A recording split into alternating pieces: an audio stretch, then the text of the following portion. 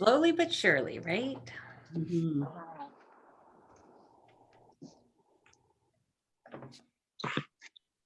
All right, well, let's get going. We'll call us to order at 1:01.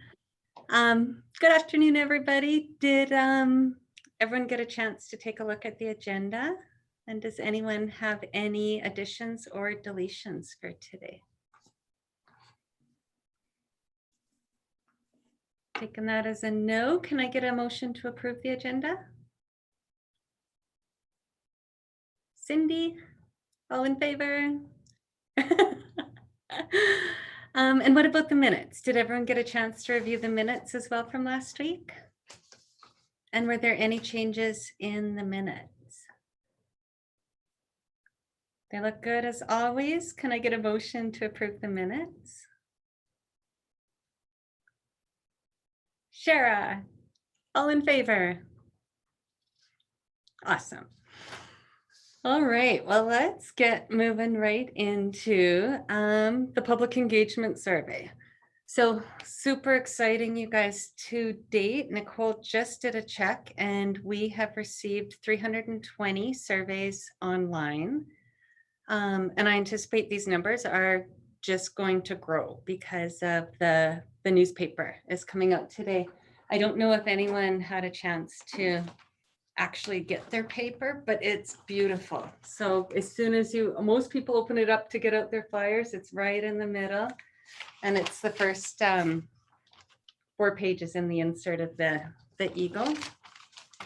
So I did come into the office to work today, and I'm super excited to say that we already have received 1 paper copy back from the newspaper that was in our mail drop slot, and 2 paper copies as well. So we're doing our best to get paper copies out to the different areas. We have a team member that's dropping them off at churches, different locations throughout Cochrane to make sure that it's accessible. We've dropped them off at different places. They're in the free little library outside FCSS. So we're really doing our best to make sure that it gets out. The results that were emailed to you yesterday included responses from 257 residents. So basically what we're doing in order to have some time for ourselves and for the task force to digest some of the information is we've got to do a cutoff Tuesday at noon, where we just cut it, we take that data and forward it on. So the data that was sent to you was 257 residents. And I'm so proud. Like, I'm so proud of our task force and the survey that we put together. I think it's not only providing us with the information that we need to understand the impacts of COVID on our residents, but I think it's providing our residents an opportunity to heal a little bit as well, and voice their concerns and feel heard. So I don't know if people had time to take a look through all the comments, but there were several comments thanking this group for putting together such a thoughtful survey, asking those questions, and giving them a chance to speak. And we're receiving some really great, authentic, real responses from people. So just really exciting and really proud of our team here. So I'm going to hand it back over to you, because I'm assuming everyone had a chance to review the survey, take a look at some of the results, and I'm really curious to hear what stood out for you when you were reading the data, and if you noticed any themes or had any surprises or aha moments.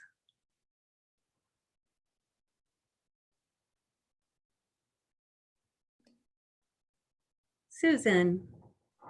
I didn't get through the whole thing, but some of the comments just surprised me how people think differently.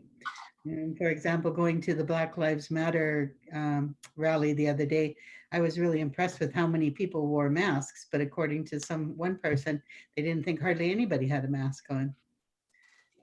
So it's different people's perceptions of the same situation. It's always really interesting.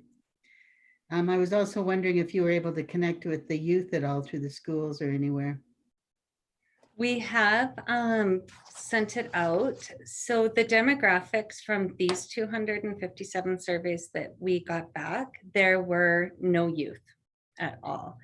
The demographics that we reached initially, 28% were over 65, 45% were within that 46 to 64%. Which was surprising to me. I don't know if it surprised everybody else, but initially when we were talking about this survey, we were talking about seniors and how do we reach them, and we need the paper. But a lot of our seniors were tapping on through social media and using that forum to give their feedback. And then a lower percentage, we only had 23% between 31 to 45 and only 4% between 19 to 30, and 0 teens at the time that we pulled the data. We just took a look right prior to the meeting, and we've had 2 responses from 18 and under, and the percentages are starting to go up between that 19 and 45. So it looks like we're starting to get more families responding as well. We have sent the information out to Boys and Girls Club to send out to their youth, and I believe that's been done. As well as our team is running a community helpers course with a variety of youth. They'll be sharing it there. And yes, it is being sent to the schools as well. I'm pretty confident that email has been found out. So it's just a case of encouraging people to do it at this point. Shara. I did send it out to the church youth groups as well to Awesome. share with their group. Yeah. Thank you. One of the comments that came from the Boys and Girls Club is they have shared it, but it's really hard to get responses, because typically when we're getting youth to do it, we're handing out a slice of pizza at the same time we're handing them the survey to complete. So we have to be creative and really work hard to get this demographic.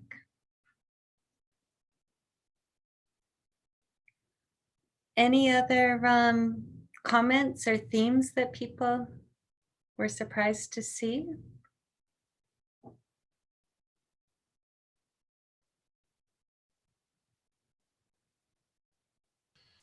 No one? Natalia. I thought it was good to see that on the 3rd page, it talked about increasing disagreements in the home and violence in the home, that those were lower than I had thought they would be. They were, extremely concerned was very low.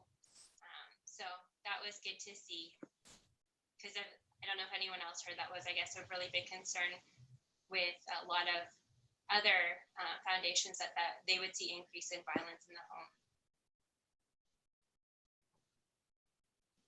Anybody else have thoughts around that?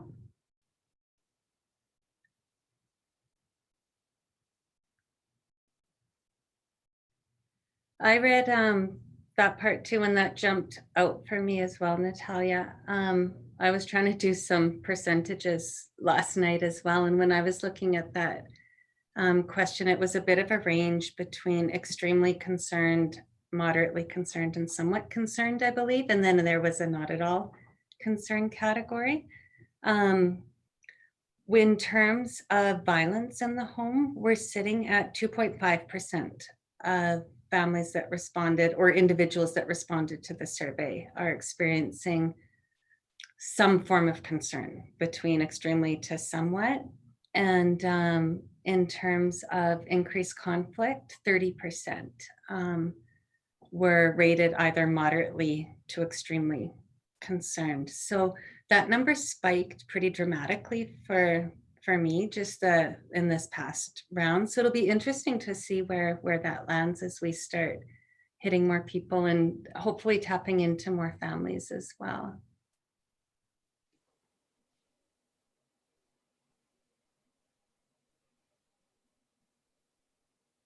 Any other thoughts? I got one. And again, like Susan, I haven't had a chance to go through everything super detailed, and I apologize for being late.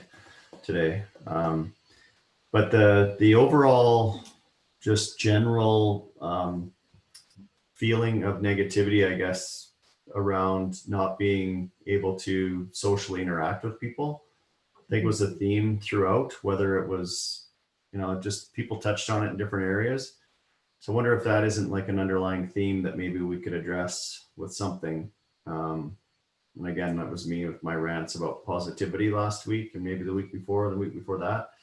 But that did stand out to me that, that is something as a town we can help facilitate, is more interactions with people. I mean, even tomorrow we're doing a opening of the pedestrian crossing in Heartland and Heritage Hills. And we were kind of concerned about how to manage gathering of people. Should we even tell anyone about it? And it's strange. People just reached out to me on Facebook to say, hey, I've heard that there's an opening tomorrow. What time is it? And I'm like, it's at 2:30, and then boom, it's everywhere, right? So people are so dying to get out and do something, even if it's just watch some scissors cut a ribbon, right? But it's those things matter right now more than ever. So I think that's something we need to put a little asterisk beside.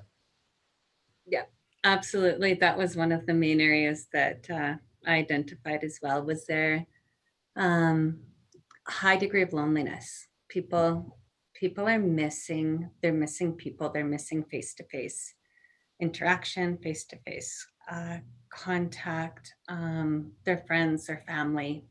That it's hard to connect over a computer, right?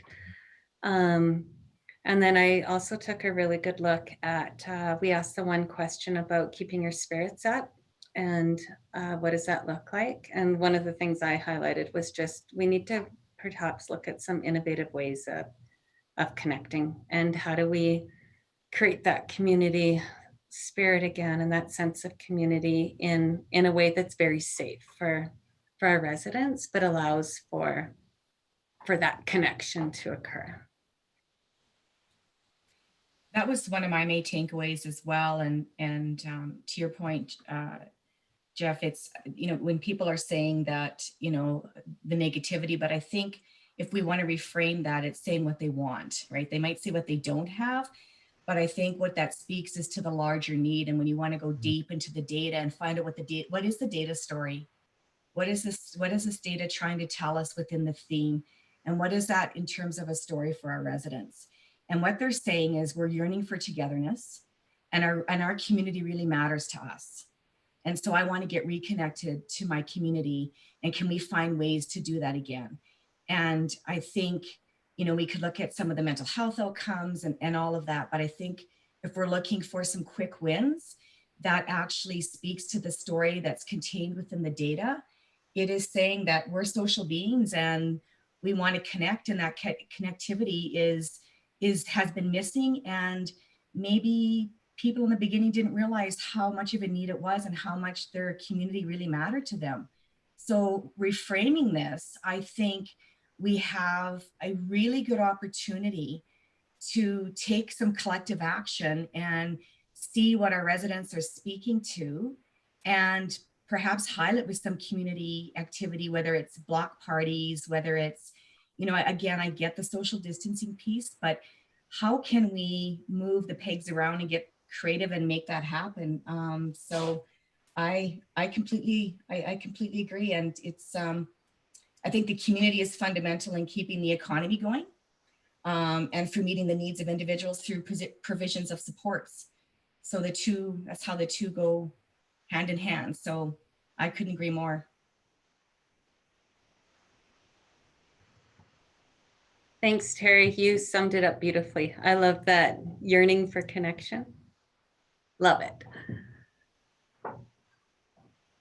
Togetherness. That's what I got. It's a real yearning for togetherness. Mm-hmm. That seems to be a theme. Like people are saying, like, and it is that yearning. And I think this, if our community was disconnected in any way, or others weren't feeling connected, I think with the right languaging and the right outreach, I think this is a great opportunity to looking at getting some positive outcomes and really having things become more vibrant than they were before, and targeting, yes, there's those that weren't connected to our community, but others are more motivated now to collectively bring people together that maybe perhaps weren't once connected as well as they could have been. And there's other positive mental health outcomes that arise from that as well. So I agree.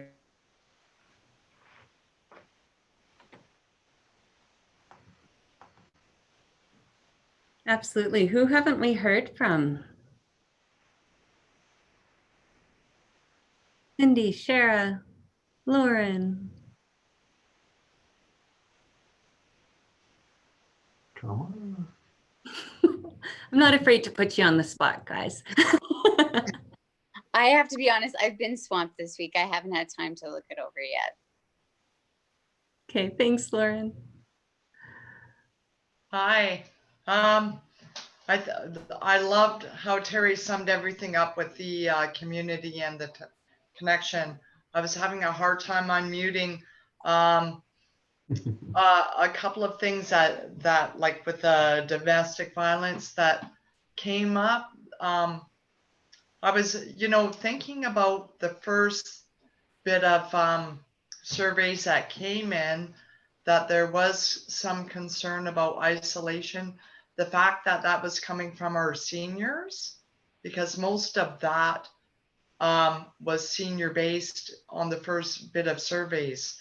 You're right in the surge of, we are expecting a 30 to 35% surge as people come out of isolation. And the Big Hill Haven, we did finally launch the cell phone campaign, where we're collecting used cell phones and chargers that women in need, we will hand them out. Our outreach worker, Patty, will be handing them out. So at the very least, women and families can dial 911. So we are collecting those at Cochrane, Floors and More. So we have launched that for women in need. We may add phone plans on. We'll just see, what the women and families need to begin with and what kind of response we're going to get. But I think that as people emerge from isolation, we may see more of that, right? And I do feel that, Terry, with your community involvement, people need to be connected, right? And the more connection and togetherness that we bring together is a huge help, right? Thanks. Thanks, Cindy. Yeah, absolutely. The antidote to loneliness is community. Wow, you're just nailing it today. Had a good sleep last night. I'm writing all these down. I'm using them in a speech tomorrow. Go for it. This is being recorded, right? I don't have to write it down. I keep forgetting. I would have been more quiet. No. You should run for mayor. Jeff, is there any word yet if the parade's going to be going ahead? I haven't heard. I think having things to look forward to is really important too. Not having everything canceled. I hope it goes ahead. I agree, Susan. I think we have to push that piece, because if we don't, I think we're just going to escalate the negative, and we're not going to be able to reframe and get things going. And we have to capitalize on it. This is timing. Like, everything is really about timing. Getting the Spray Lakes piece going, looking at how do we engage our youth through there. I think it's really critical that we really start pushing in that direction. And we're seeing it at the front end as well. People identify with stories. I'm getting more calls, more calls of desperation. Parents who have, lost everything, or the marriage is separating, the kids are in distress, and they don't have those added supports. And I also know, because we have such an amazing community, when I've been able to connect and engage my youth with our mentors through our beautiful volunteers that we have through all of our volunteer organizations and our nonprofits, it lifts people up. It gives them hope. And so if we don't have anything to look forward to lift us up and out and propel us forward, I don't know, where's the antidote?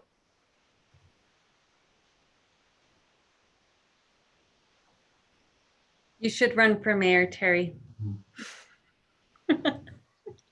I think I'm charged because my calls have been lots this week. My calls are getting, and I'm like, but you can go, no, but I can't. So it's when you're on the front end of things, as a lot of our nonprofits are that we've got around the table, it's, it's not about it not being that most people are doing well. It's about those that aren't do less and less and less well. And that spills out into our community. And so that's my biggest concern. Not my biggest, one of my biggest concerns. We have to really look after you guys doing the frontline work too, because when you're hearing these stories of desperation, there's only so much you can do. I mean, connecting them is awesome, but when they're losing everything, it's got to be hard on you guys. Just makes us more motivated to look for solutions and push those that are holding us back to let us go. It is a great point, Susan, because I read through that and it's like, it's heavy, like it's a lot. And kudos to everyone around this table that deals with that every day. And it's a heavy load. What I love about it though, it's rich, and within the load are solutions. And I don't look at it as what's not happening. I'm looking at it, okay, what strengths do we have in our community? We have people around the table, and how can we, make the best solution come forward for those that are struggling right now? So to have the data and the stories within the data, I think that allows us to get it right in more ways than one, because we're not left guessing. So when it comes to measuring some of those outcomes from the data, I think we can have a better grasp at that, even if it means using some of that money. I'm assuming we're going to get money because I just have to, because that's how I live, hopefully. I think that we could look at even having that money go to Spray Lakes and starting some programs for youth, parents with kids with disabilities. They are hurting. They can't have support people come into their home. So there's some really serious struggles going on, and they used to use the Spray Lakes that was an outlet for them. And they can't have respite workers come to and from their home because that cross-contamination piece. So yes, I think there's solutions in there, and I think we have to look at the themes within the story that's contained within the data. I do feel really lucky. Off the topic a little bit, I went to Africa last fall and I met a community development lady that's working really hard, but she's doing the same kind of work we're trying to do, but she's got no resources. So it just felt so hopeless, where we have so much hope because we have problem solving, we have resources to put in. Good attitude. And we have a community of people, of our communities motivated to get on board right now. Like the timing, I think, is great. To your point, Susan, we're so fortunate that we have across the table that we do, and we have the community that we do.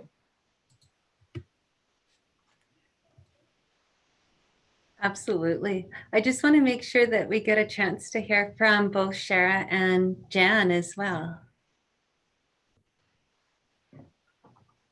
I didn't have a chance to go over the whole document, but one of the things that did stick out to me, like you said, Kim, was the thank you. People just want to be heard, and they appreciate asking the questions and the in-depth comments that are being put forward. It just shows that people want to be heard. They want an outlet.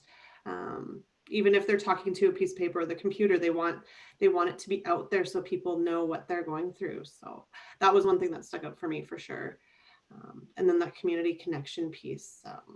But we're looking at it too from our side of the community connection, and with the food drive we had on the weekend, we really saw that need and that want to be out in the community, just helping. And whether it's connecting in a parking lot, talking and just sharing that experience.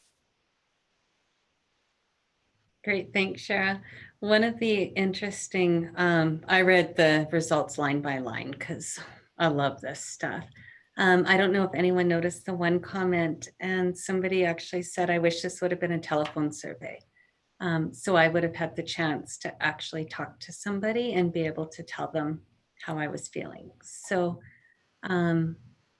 obviously just speaking again to that need to talk, to connect, to feel heard. How about you, Jen? Was there anything that stood out for you from the survey?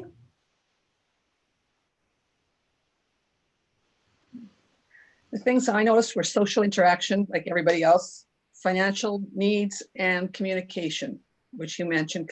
People want to communicate, and that's part of social interaction, I guess. It's interesting that the requests for food hampers have gone down significantly this week. We did not get very many compared with other weeks.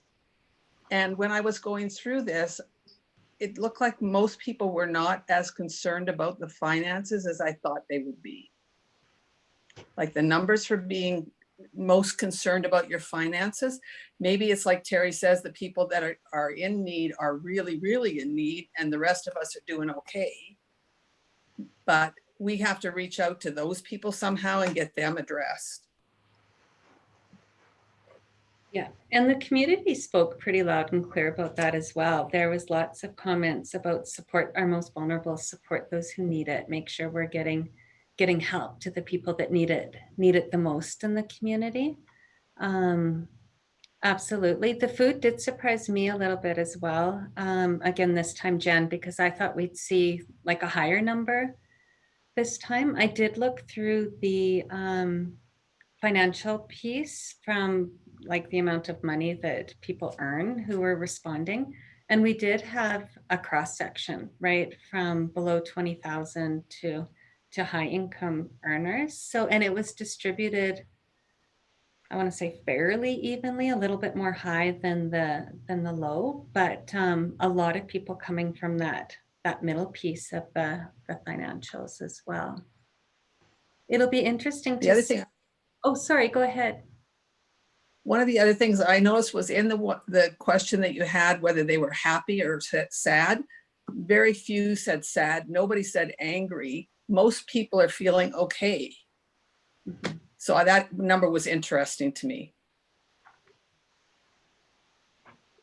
Yeah, absolutely. I think too, as we start talking, we might have received some different data. The timing of the survey is everything too. So I think people are starting to feel a little bit more hopeful and optimistic about reopening and things starting to get moving as well. But it does seem like our community is pretty hopeful.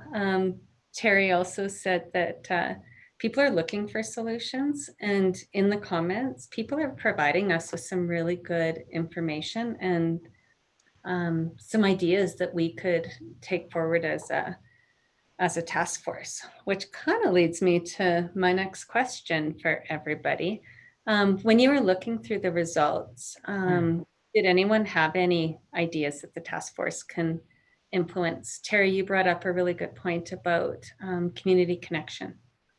So we need to kind of define our role and what do we want to take action on, and what areas can we influence?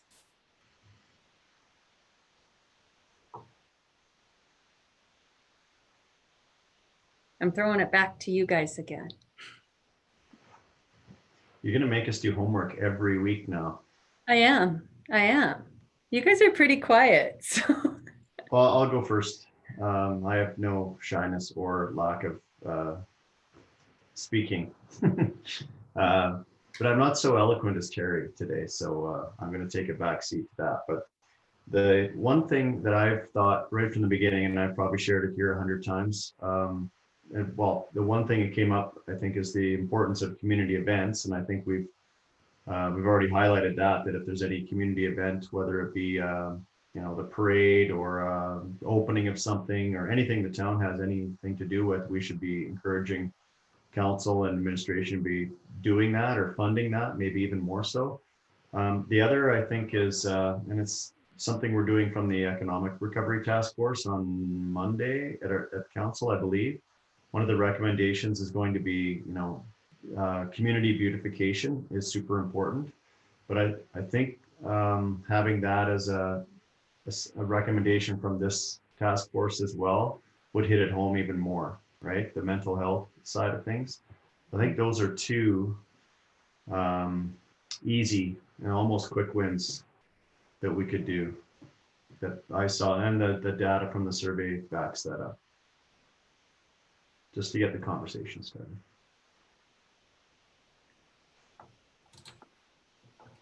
Wonder if there's any leftover flowers from any of the greenhouses we could get and somehow give them away to people.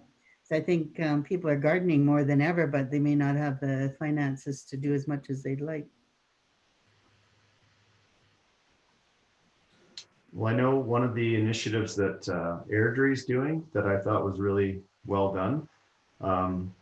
Instead of doing a virtual Canada Day, they are doing a, maybe I shared this already last week. Did I? No. These Zoom meetings all just blend together after a while. It's just, anyways, they're doing a contest where people are encouraged to decorate their homes for Canada Day. And then they're going to do a small parade of people that go around and judge them, so that it's kind of encouraging each community inside the community of Airdrie to band together and do something cool and interesting, but at the same time provide almost like Christmas, where you decorate your home and we all get that warm fuzzy from seeing decorated homes. Like maybe it's flowers and landscaping or whatever, chalk art or whatever they want to do to decorate their home. And I thought that was kind of interesting because it's long lasting. It's outside of just maybe one day. It gets people involved in doing something and contributing. And then it's sharing it for the neighbors and providing you belong to your community neighborhood too at the same time, and then overall community at the same time. I thought that was a really innovative way of celebrating something without having to, fireworks and music and things that we're all trying to traditionally try to get back to the old ways, but it's really just, we're not able to do that yet safely. But this was a way of finding a way through that. No, I like that. What's planned for Canada Day? Is it all virtual, Jeff? Yeah, the budget is significantly less. I think they have $15,000, and it's Case that's putting it on. Okay. What are they? The Cochrane and Area Event Society. Yeah. I haven't seen the full lineup, but I have seen it on social media. They've been releasing little excerpts, but it's mainly virtual. And I'm happy that someone's doing something. I think we need to celebrate in some way.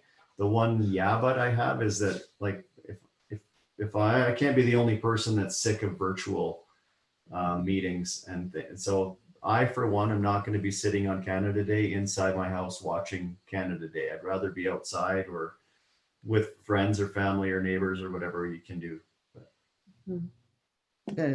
Sorry, Jen. I know that the young professionals from the Rotary Club, I don't know if they're actually connected to the Rotary, but they're planning another movie night on July the 1st as well. Oh, like a drive-in movie? And yes, they had one already, and they're talking about July 1st for sure, and perhaps July 2nd is another one. And they're fundraising for the Activettes at that time. The Activettes have decided not to proceed with our pancake breakfast at the Labor Day weekend.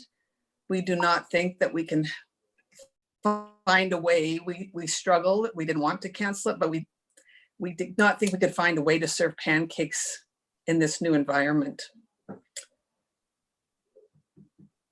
Yeah, that's a tough one. We're being told not to be sharing foods with hundreds of people. So exactly. There was just no way we could make it work in the time frame that we have. So even if the parade goes ahead, which as far as I know, they have not made a decision yet. They haven't let us know, but we decided that the pancake breakfast would not be able to function this year. And I'm sorry about being negative. I'll hang my head. I just wanted to I don't mention, think that's negative. Matab's put a thing on Facebook today about how they're going to handle their buffet lunch. They're opening it again. So they're serving it, which I found interesting. So maybe there's a way that we can keep doing things and just make sure we have servers available. Also, the bagpipes are playing at all the seniors' places on Canada Day. They're going around from place to place. So that'll be fun.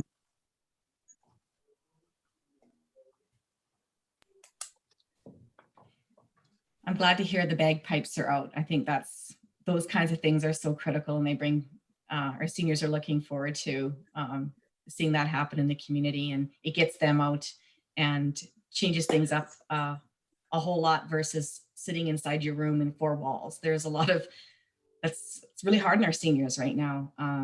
So I'm glad to hear that's happening. Is there any way to, I don't know, push the envelope, Jeff, and get some outdoor pieces happening sooner than later? I don't know. I'm just throwing it out there. I'm just looking at like the qualitative data that we have. So many people, to Jan's point, they spoke very favorably about that drive-in. In fact, they said, don't let anyone from Calgary come in. Like just keep this for Cochranites, because they're trying to savor the moment because there's so few right now. Is there any way, I don't know, can we, just an ask, and I don't know, because I'm not Alberta Health Services, so I usually draw outside the line.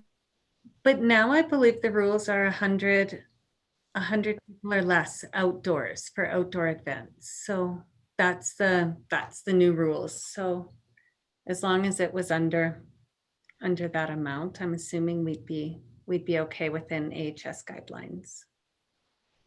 Would block parties be something that could be considered? I think actually all that stuff can be considered. The hard part that I'm finding, and I don't want to be critical of the town, because I think, well, I know we're doing the best we can as we move forward, but there's a real hesitancy from people to get back. I mean, this event tomorrow is a great example. And we've been planning along. The bridge opening's another one. We're planning that for hopefully late September, early October. But it's so hard to plan something. As Jan said with the Activettes, it's like you just don't know. So you have to try and find an innovative way around some of these things. It doesn't mean that we can't do it, but it's a lot of energy. And then all of a sudden the rules change again. And now it's, I'm constantly getting emails being criticized that we haven't acted quick enough. We haven't done something well enough. Why aren't we doing this? But it's easy to look or to forget where we've been in the last few months. And for me, I was driving home the other day. It's like, this can't be real. This isn't not real. Like what's happening is not, it can't be happening. It's hard to believe that we've gone from March 15th of shutting everything down completely, rewinding, telling everybody no. Now we're starting to creep ahead, and it's exciting, and people are and we're seeing it in the results. They want to connect so badly. They want community back so badly, and we want so badly to provide it. But how do we do so without, breaking the rules? Even just announcing an event like that pedestrian crossing tomorrow, if we're being encouraged or discouraged from the province to not encourage people to gather. So are we, and I've said this from the beginning, I'd rather be, criticized for opening things too slowly or not holding as many functions as we maybe could, and not have an outbreak or a spike in cases in Cochrane. So we have this delicate balancing act of doing things and being positive and having fun stuff to do, and then risking the next day of, and it's happened in other places in the world where all of a sudden you've got 15 people have COVID and it turns to 150, and we're risking shutting things down again, which I think would be even worse. So I'm talking myself into a big circle here of like, let's go and do it. But then it's scary. So I don't think there'll be more than 100 people at this pedestrian crossing tomorrow. So I think it's, how can we do small bites and bits, maybe in community pods versus a big parade downtown? I think right now it's kind of scary, but at the same time, I'd love to have it. So I don't know what the answer is. Well, and that kind of brings up the question too. Like, I know we've identified mental health as a huge issue, loneliness, isolation. Those are kind of those presenting themes. We've identified some solutions, like let's get people together, right? Like it seems really simplistic Yeah. to figure this out. But if we're looking at community events and our goal is to bring people together, what do you see the actual role of this task force being? Are we advocating for that? Are we organizers? Are we like, I guess, what do you guys see the role as of the task force in this area? I think I saw Jan's hand and she has the answer to that. Excellent, Jan. Not quite. I'll go back to one of my other suggestions was that virtual town hall. I think that would be a communication source. I think people want to talk to each other. I don't know that they have to see each other in large groups yet. I don't know that that has to be a piece of it, but I think they have to be talking to people. I also think that Helping Hands putting in those small little food drives all over is also another thing that they're doing that's really, really positive. It not only helps the food bank, but it certainly helps people out in the communities, those small little drives that don't involve 700 people like our other big ones, right? So I think some more things like that might be a way to go. I agree. I think that's it's baby steps, right? I heard about the painted rocks that the kids are putting around the community, and I didn't think too much of it until I started finding them, and I thought that's a really neat idea. Connecting through community that way. Easy to encourage, it doesn't cost anything. To your point, Kim, about what's the role of the task force, I would say, like, I don't see us as organizing or holding any of these events, only maybe encouraging or you know, asking council to consider funding something, or maybe, you know, through our various departments, maybe they're helping in more, like maybe the answer is you know, the community grants. And I know that we just I just signed all the letters this week for all of those going out, and we had $60,000 in a fund. Maybe it's have another round of those. I don't know, like something like that. But they're all, maybe they're small events, like so that we actually encourage, because it wouldn't take a lot of money, right? For a community block party for the town to, you know, how many communities are there in Cochrane? 10, 12 maybe. And if they each got $1,000, like that's not a big budget item, but that actually might have a big impact in many communities. And it's under 100 people, and it's, you know, I don't know, something like that. I think we could recommend to council. What about, I like that idea, Jeff, on the block parties. What about multiple block parties so that the numbers fit within AHS, so that we're not having too many people in one spot, but we are kind of challenging all communities and maybe funding them that way so that people can get reconnected, but still get together safely. What about something like that? Mm-hmm. Yeah, I like that. Micro grants, so different people can apply, own, and take the leadership on it.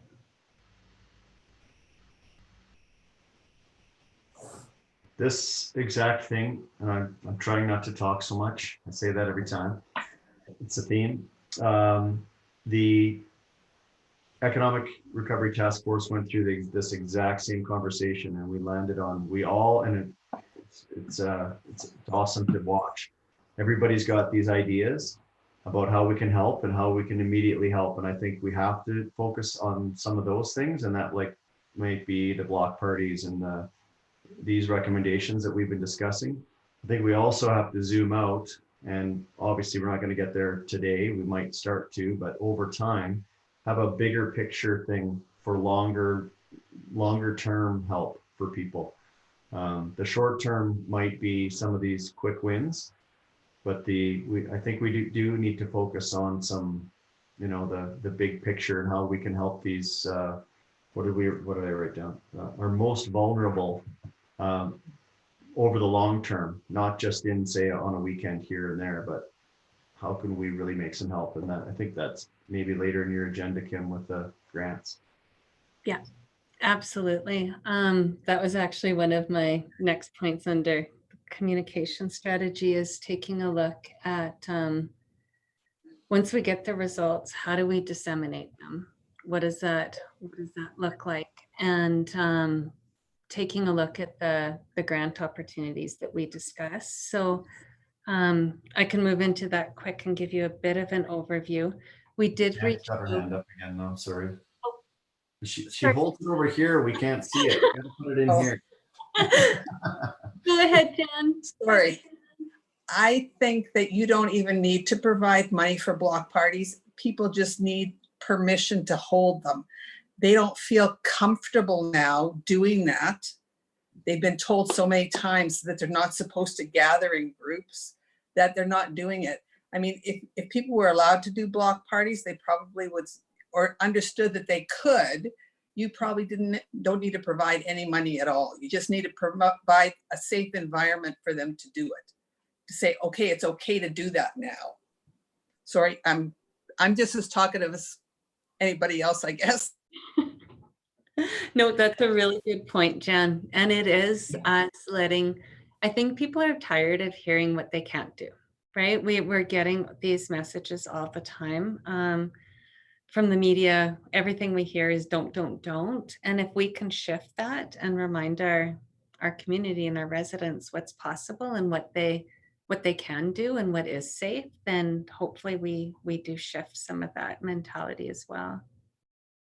And that was the conversation on our cul-de-sac, because we were talking about having a block party. We have a bunch of young kids that are out riding their bikes, and we said, well, why can't we all just set up a table on our driveway and we'll all do our own barbecue and then come outside and sit? And someone said, well, what happens if someone doesn't like that and calls the town? Will we then get in trouble?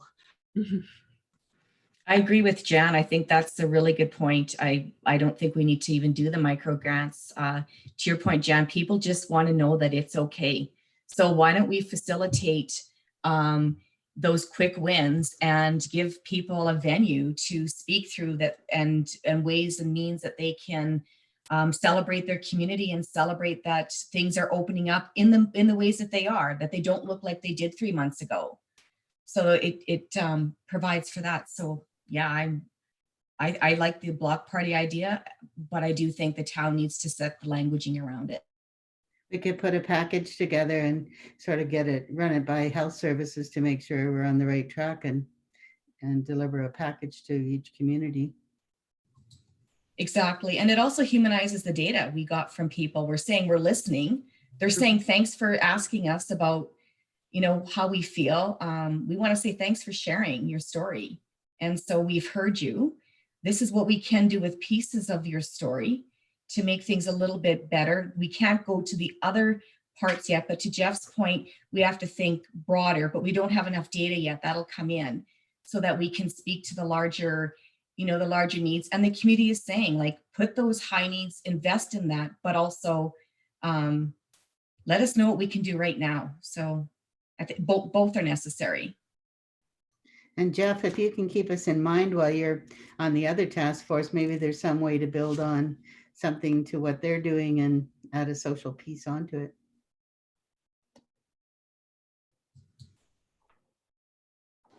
Stupid mute button.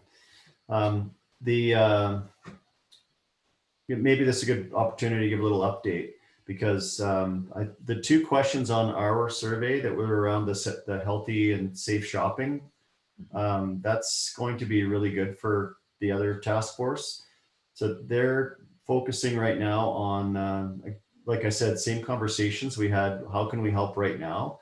We were talking about, and we heard from a lot of businesses about people not feeling safe. So I think there's a lot of work we could do on both sides to say, how can we help you feel safe in returning back to shopping? Because that's also getting people out, whether they spend any money or not, or they can afford to, actually just getting out and going for, a walk downtown or visiting things. And I think you're right, that permission to do that is important right now. So we're focusing our main efforts right now on a marketing strategy for local. So we're going to encourage people to become ambassadors of the town. So if you live here, you're a resident, almost like sharing your local secret about where you shop, where you go for dinner, maybe where you get your car worked on, any kind of business in the community, and sharing that outward, starting it kind of as a circle in the middle, and it's just for us. And then we're going to kind of focus slowly and move out with council's endorsement. Obviously, we need some funding to do so, but that's kind of the platform right now, is to focus small. And I think that there's from that marketing strategy, there could be a lot of social input too, about what is it that people are feeling. And if you're not feeling safe, then maybe this is a way to help. So part of that first strategy is going to be that businesses can sign up to become endorsed as healthy and safe.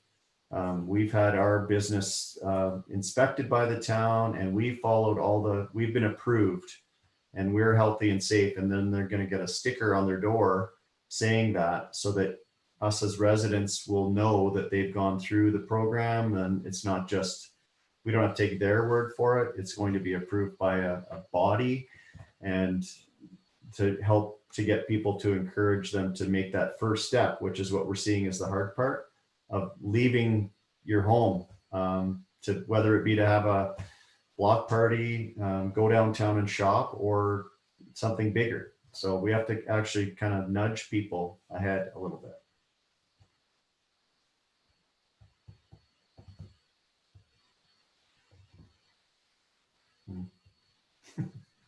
I like the idea. That too was in our data. People said, like, we want to see consistency. We want to know what the rules are. So if you have the sticker saying this is what we've approved, and it's been approved by AHS, and it's the same across for everyone. When there's a sign, there's a color to a sign, and there's common language in the sign, it allows those to look for that, and it gives them that green light to say it's safe, it's okay. Because this pandemic has affected those who had previous anxieties with more anxieties. Everyone has interpreted their experience differently depending on, how life was before the pandemic. So for some it's escalated, and for others it's moved things around a little differently. Natalia. I really like the idea of block parties. Yeah, like it does bring a sense of community for sure.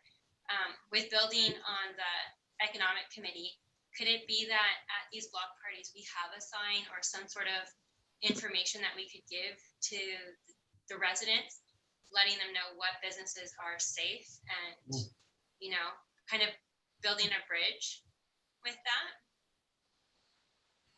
giving them more resources of what is okay and what businesses are now considered safe, and encouraging that.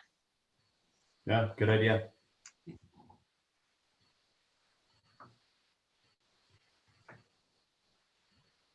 So in terms for our task force, if we are looking at some of these quick wins and we want to advocate for,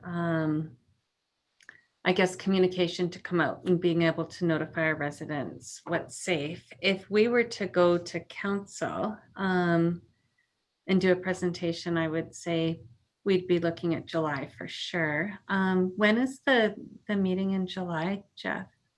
You only Mhm. do one meeting, right, over the summer, like Yeah. during the, Just trying to find my calendar. I was trying to turn it off so I don't get depressed. The July 13th, I think. Yes, it is. Yeah, 13th. so we could target July 13th to go before council. Our survey will be wrapped up. We'll have complete data to be able to present. And could develop kind of a list of recommendations, what we feel would benefit the community, and that would get it out through the papers and also get council's endorsement of what we're hoping to achieve. Mhm. What do you think? Who would be interested in participating in something like that? So we're gonna have to take turns. You guys, I don't know if we can all go. We can talk. We have more meetings, but I do want people to give it some thought of what it could look like, and we can come back and revisit this next week as well. But I think if we could come up with a list of recommendations and an ask, so council's aware of what we're doing and our path to move forward would be fantastic. Jen. I'll say what I always say, that's another almost month away. The summer's mostly over. Block parties are gonna, if you want to do something, you have to plan it a little ways in advance. So you're not going to get any results until sometime in August. I think we need to move quick. I'm all for action, right? Absolutely, but in terms of council, we're limited to getting in front of council. So that would be the next actual council meeting. It doesn't mean we can't do anything until then, but just to be able to go before council and present. Some of these things we don't need money for, though. Like getting a message out that it's okay to have a block party. If that is the case, then maybe we do that ahead. We can't, I don't think we can wait for that kind of stuff. The people are needing help now, not that they won't need it a month from now or 2 months from now. I'm just saying now they really need help, as evidenced by what Terry's been saying and finding. So that would be some advocacy work perhaps with the town and what that looks like in terms of events. I know until July 2nd, I believe, and correct me if I'm wrong, I believe no events until July 2nd. Is that correct? There was to be no events on town land. Okay. But that's since stage 2 has been announced, some of that's been changed too. That's what I mean. It's been so hard to, we have all these rules and regulations, we put them in place, and then the province changes it. We adapt and overcome, and then they relax it. So we could through, and I'm going to just defer to Susan, because we each have our own reports that we give at council, where we give updates on each committees and task forces that we're working on. We could, through that venue, unofficially provide some of our feedback as a task force without officially being on the agenda, which has already been approved and going out, I believe, this afternoon. So we could do that, right? This Monday's the only meeting we have leading up to the July 13th one. So I'd be happy to read out something and then sort of give them the heads up about what we're working on.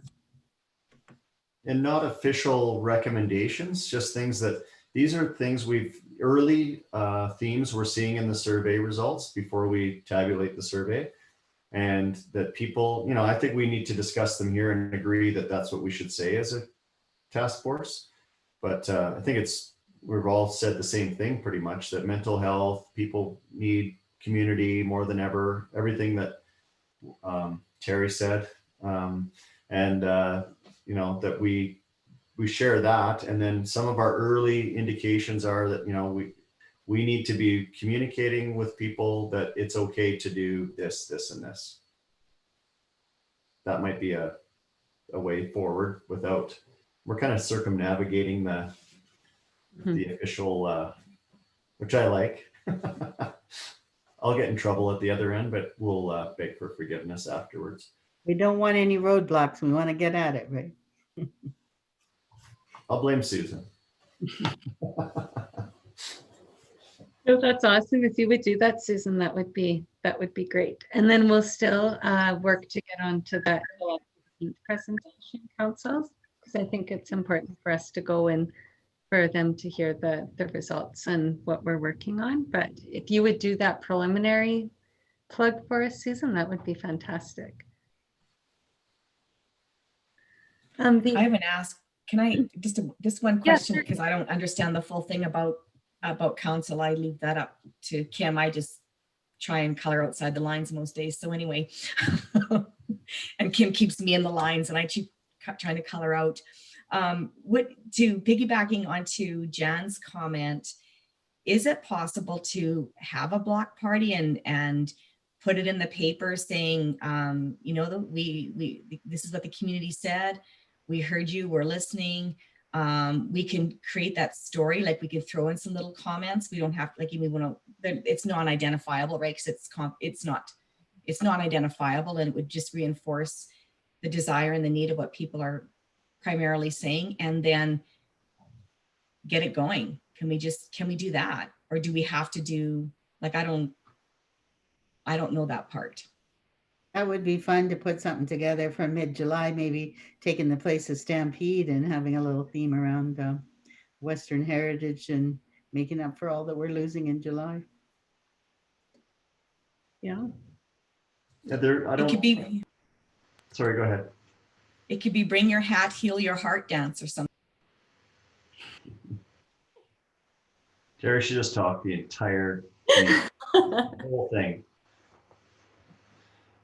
I don't think we really need to your point. I mean, we've gone from micro, what do you call them, micro grants to just permission. And I think really all we're talking about is communication and just open. Well, what is, you know, so we don't need to have a council endorsement for that. This is just something we've seen, and I think Susan can share that. And communications, I think, would be happy to make a release about that, even whether it be in the paper or everywhere, social media. Say, hey, we would encourage you to do this, but it needs to follow guidelines. So bring your own chairs, bring your own barbecue. Like, just have a brief outline of what it could be. And this is one of our first early suggestions. And then maybe 2 or 3 community associations pick up on that early, and they're happening before July. I like that. What you can do and what you can't do. Like, you know, bring your own food, but, you know, use your own utensils. Like, I like it. Yeah, I love it. We can set up a meeting with the communications department as well to start having some of these conversations. I think it might be worth meeting with them too to discuss a whole strategy on how do we release the results to the community, because I think it's critically important that we don't only use the results for our own personal, let's figure it out, but the community needs to also know that we heard them and that we're responding. So this might be a way to highlight, hey, we saw this theme, right? We heard this solution, and here's an idea to deal with it. And maybe we could do that almost on a kind of a regular basis to get the information about what we heard and some ideas to focus and deal with it for our residents.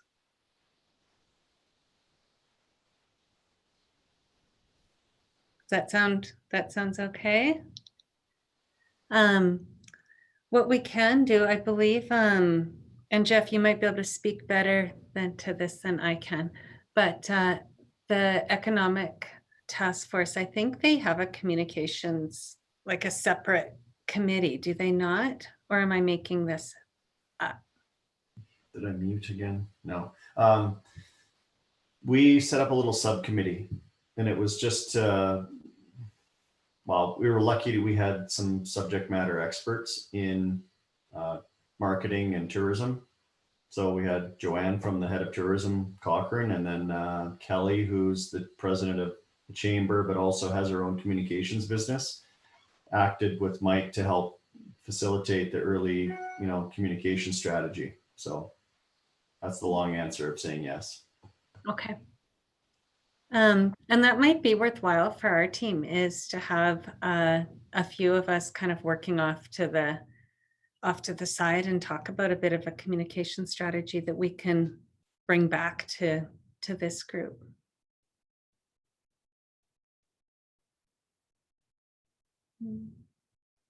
Yeah. Like it. I think if you can, like you say, get started on it and then we can get feedback, that would be awesome. Yeah, what we'll do is bring some ideas back next time for the group. But yeah, I just want to make sure we're capturing that it's not just us leading it and putting our ideas. I want to make sure that we're capturing the ideas from the group too. So I can see if we can arrange a meeting over the next week with our communications team and see what advice they have for us.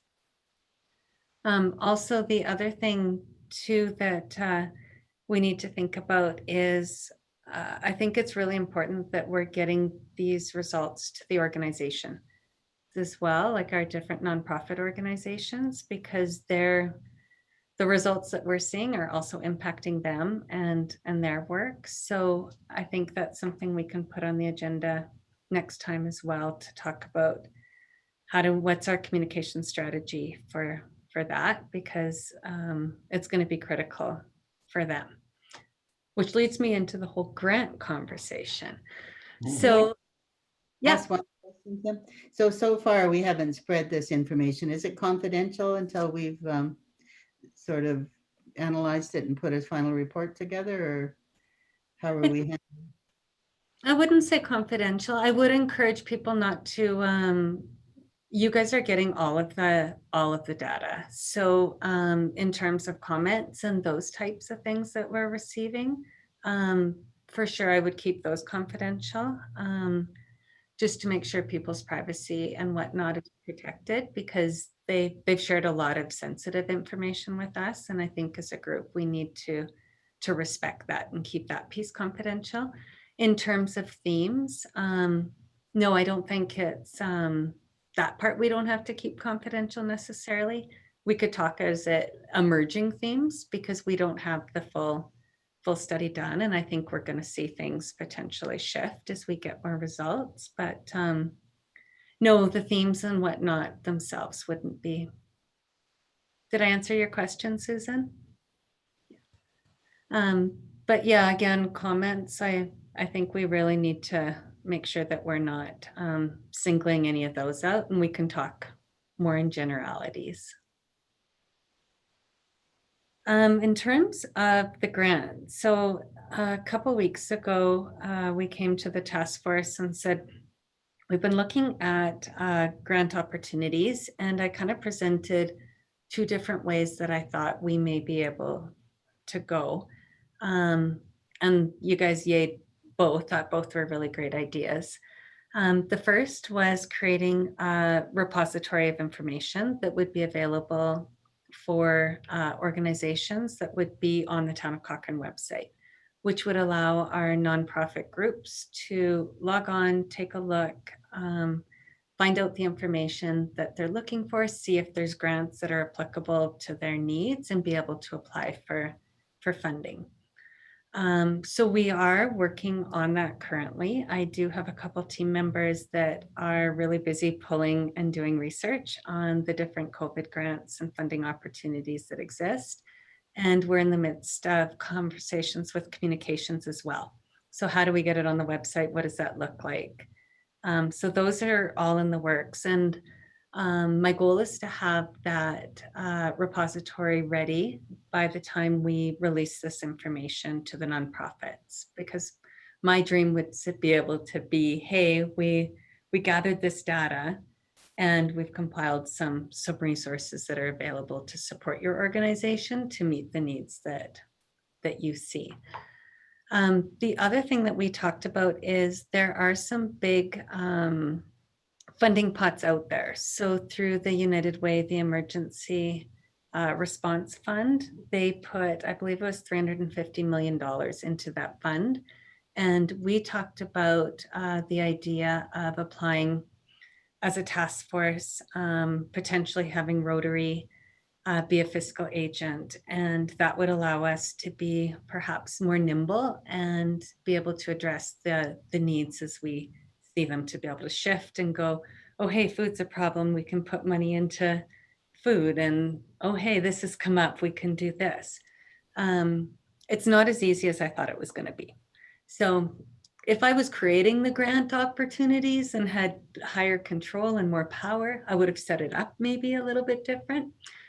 But we did talk to the United Way, and the information that we received back is absolutely we could apply for funding as a task force, and we could designate Rotary, for example, as being our fiscal agent. However, what they've told us, if we're applying on behalf of several organizations, we actually have to name the organizations in the grant application and the amount that every organization would be receiving. So different than what I guess originally my dream would have been that we could have applied for $100,000, for example, and been able to kind of give it out how we want, of course, be fiscally responsible because that's what we do, and be able to report. But I thought we'd have the opportunity to be, I guess, more nimble and responsive to the needs of the community. But the way this fund is set up, it doesn't necessarily look like that's an option. So I wanted to bring this back to the group and get your thoughts. And I guess my question back is our role now, I guess, if we can't apply for that big amount of funding and be able to dole that out, do we see ourselves as more providing the information and the data so organizations themselves can apply for funding to meet the needs? Is there a deadline on that one, Kim? No, we haven't seen a firm deadline. The money does have to be spent by March 31st, 2021, though. If we do reach out to the community groups, maybe we'll think of something that they could all be involved in, that the funding could go towards.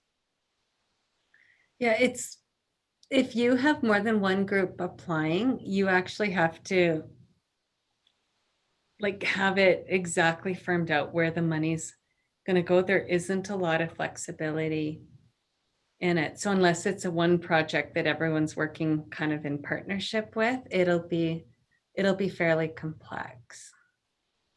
Yeah. What if we, and I forget who said it, but we identified the rec center as a key, component in providing mental health relief, specifically for youth or parents with youth. What if we just designated the rec center society as one recipient and apply for the $250,000 and then work with the rec center to provide, it'd be up to them to provide some sort of programming, which I'm almost positive they're going to do anyways.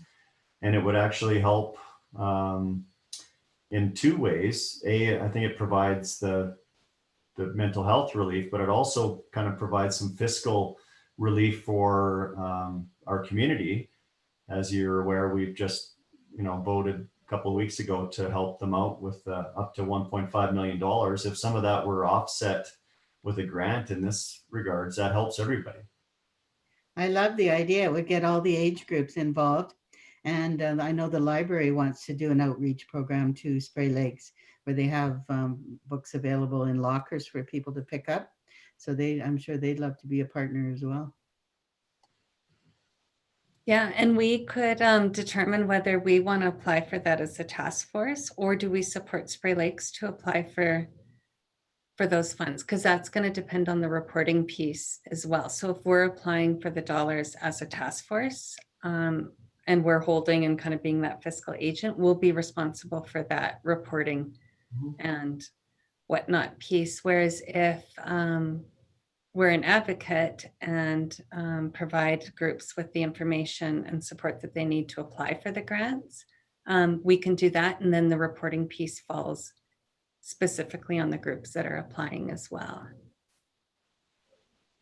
I know the hesitancy to, sorry, Jan, go ahead. I think that they should be applying for their own grants and doing their own reporting. I don't think you need a middleman in there. I was going to say the opposite, so I'm glad you went first. But the only reason I would suggest that maybe we do it is I don't know if they have the capacity to.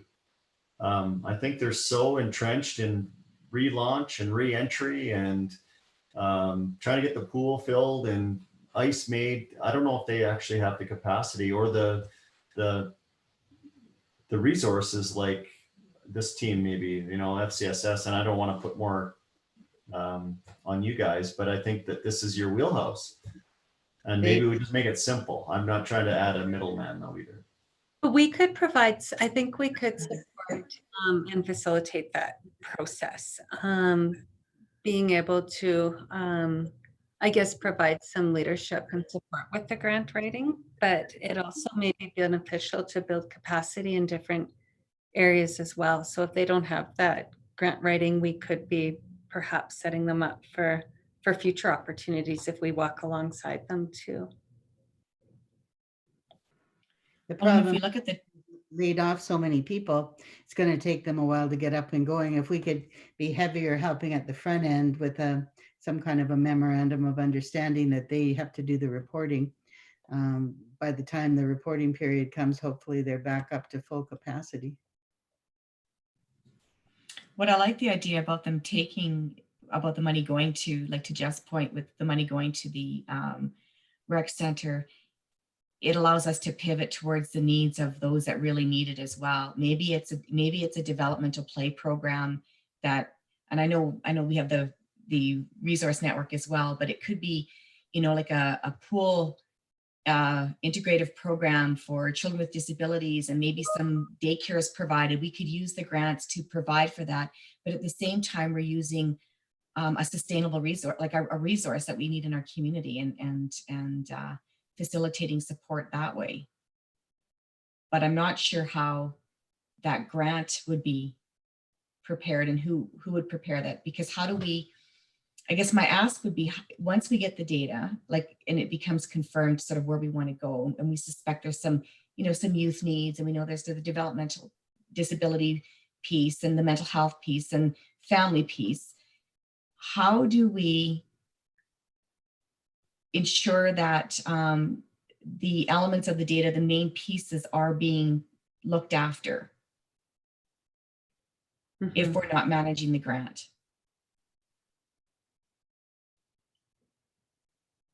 No, absolutely. And I see the point there, but I think and maybe I'm not on the right track, but if we can share the information with the different groups and highlight the needs and encourage and support people to apply for those dollars. If we're managing the grant ourselves and we're saying, okay, food's an issue, this is an issue, we would, and we can do that piece, but it would be us sitting down and actually allocating certain amount of dollars to different areas. It's not as flexible as we thought. So essentially we would be writing, depending on the needs, 7 different kind of grant applications and doling money to 7 different organizations, but it doesn't permit the flexibility that we were initially hoping. So I don't know if that makes sense. It's a different process than what we were anticipating. I didn't realize that. Okay, so what if, here's just another, I'm just talking out loud, maybe I shouldn't be. What if the Spray Lakes applies for all the grants, and can that be coded a certain way, that amount? So as we see different needs arrive from the data, and if we want to recommend different programs if they can take it from that fund? Is there a way to do it that way? Are you asking if multiple organizations can apply for the dollars? No, it would be Spray Lakes applying for all the dollars, like the grant. We would identify what the possible needs would be. And as referrals are made to Spray Lakes, maybe some programs need to be covered for some individuals if they don't have the ways and means. And then they could use those funds within that grant to facilitate support provided under the umbrella of Spray Lakes. Does that make sense? Or am I? Are you removing financial barriers? Am I with you? Or Okay. Mhm. Definitely, they could use the funds for whatever they chose, and we wouldn't. Multiple organizations could apply for this funding from Cochrane. It wouldn't be as the task force. We just select one organization. So if Food's in Need, Cochrane Active Vets could apply for grant dollars. If senior supports are in need, Helping Hands potentially could apply for dollars. Domestic violence is highlighted in this grant. They could apply. Spray Lakes could apply. Multiple organizations could apply from the same community. Definitely. And I don't think it would be a lot of competition for the same amount of dollars because they'd be targeting different unique areas, right? Or will a multiple of needs be provided through Spray Lakes with different kinds of programming?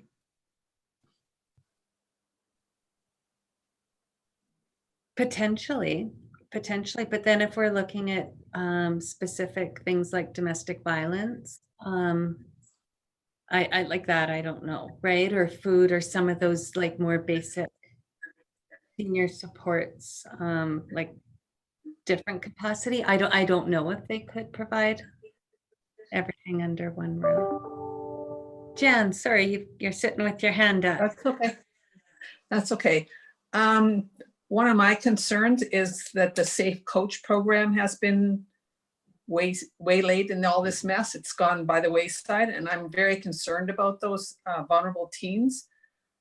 Is this something that you could apply for a grant for that? No, That isn't covered? this would just be a COVID response, and funding's only until March 31st, 2021. So it wouldn't be sufficient or sustainable for the program. Okay, that's a big concern for me. And yeah.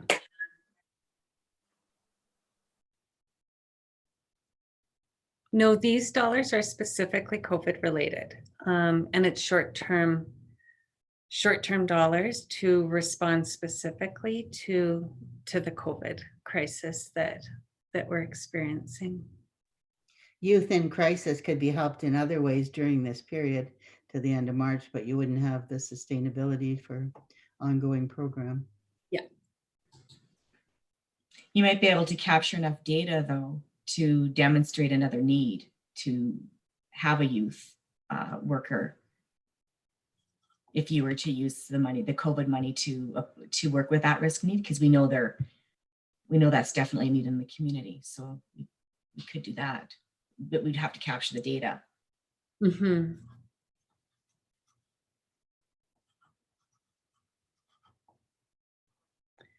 We are hitting 2:25.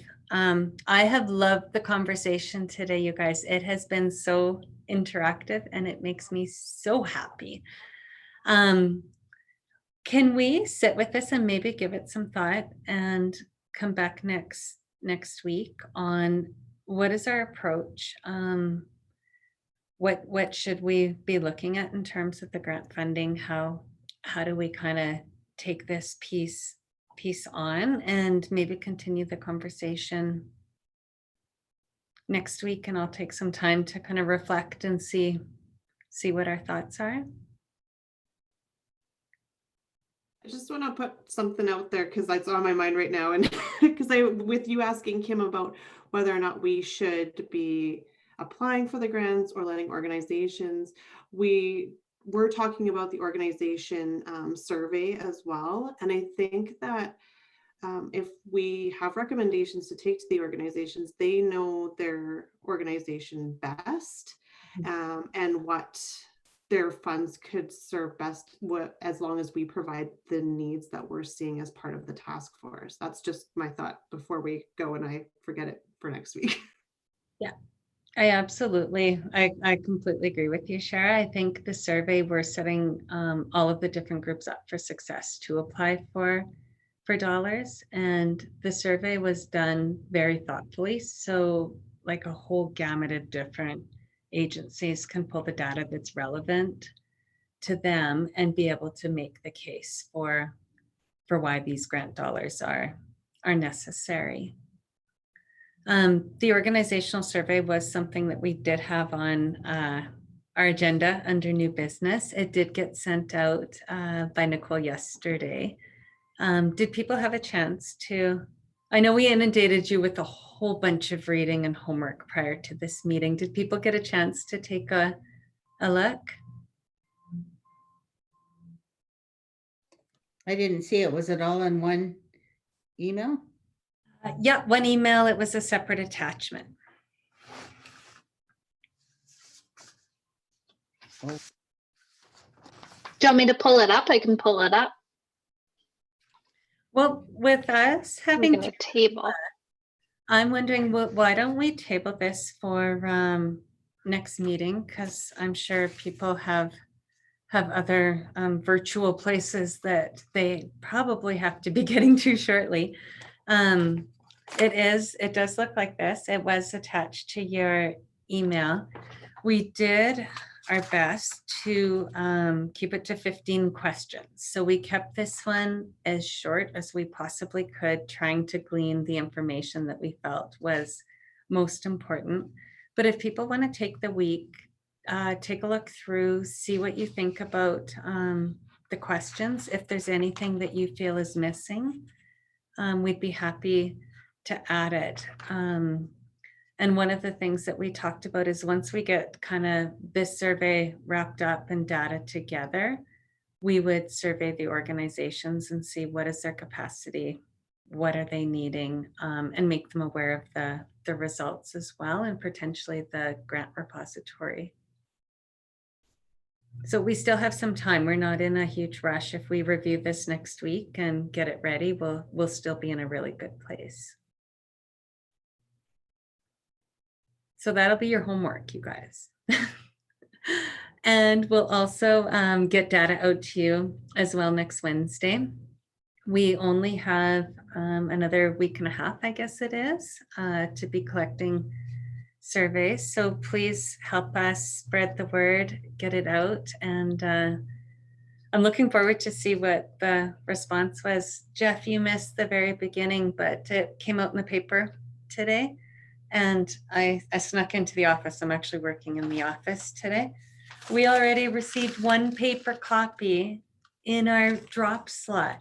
And then we received 2 other paper as well. So I'm hoping that we'll get another big kind of surge of responses again, which would be fantastic. We're sitting at help me out, Nicole, 230, 233. No, 323. 323. Apparently I'm not very good at math. That's that I was missing that key number. And you know what's even more scary is it's budget time, you guys. And if I'm struggling here, we're going to have some significant challenges moving forward. All right. Thank you to everybody. Is there anything that anybody wants to add that they didn't get a chance to share today?